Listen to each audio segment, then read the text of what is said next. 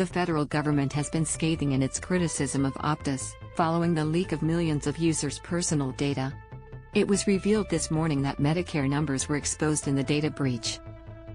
Previously, Optus revealed the leak had included names, dates of birth, email addresses, phone numbers, postal addresses, driver's license numbers and passport numbers.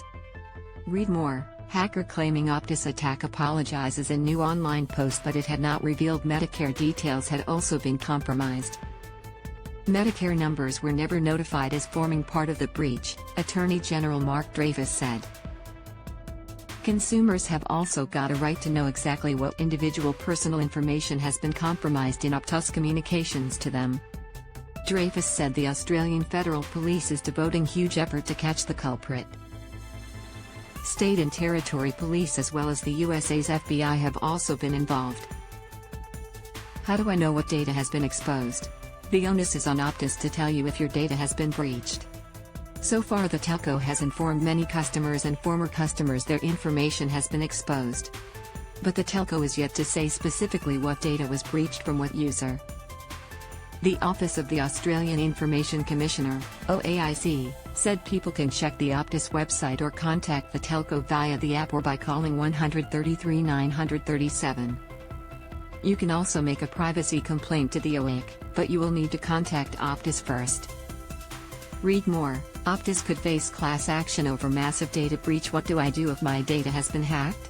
Optus has engaged the cybersecurity company ID Care to support customers with their data exposed. The ID Care website has a form customers can fill out as a first step. But the company has warned their case managers are dealing with a high number of calls because of the breach. Visiting the Australian Cybersecurity Centre will give useful information to find out if my data has been exposed. You should not use non-government sites to check if your data has been exposed. Sites which ask for your personal details to find out if you have been hacked are often just data-gathering sites for nefarious actors. Read more. What to do if you've been targeted by the Optus cyber attack? What can happen if my details are hacked? For most people, the biggest risk will be identity theft. A person could use your data to open a bank account or the like, and possibly seek a loan. Victims have also been blackmailed from the Optus breach, with some customers contacted already demanding money to keep their data private. But Alistair McGibbon from CyberCX told 9 News there could be fatal consequences. If you were a person that has fled a violent relationship and you are currently in hiding from your former partner, and your address has now been basically stolen by a criminal, he said.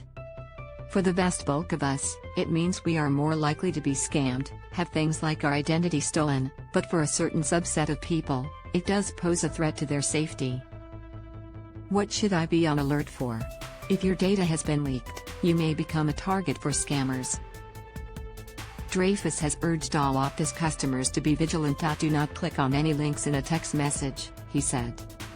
Check all website sources, just check that it is an official website before taking any future action.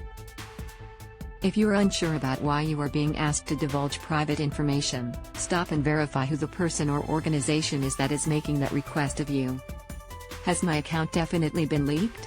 If you have been an Optus customer anytime between 2017 and now, your details are most likely in the hands of the hacker.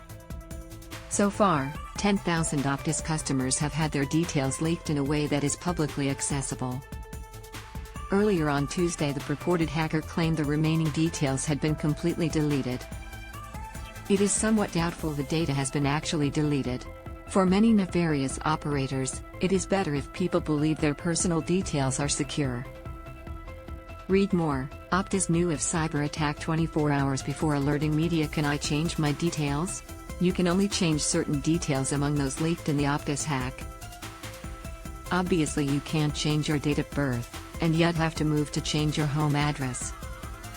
If you renew your passport, your new one will have a different number. But if you get a new Medicare card, it will have the same number on it.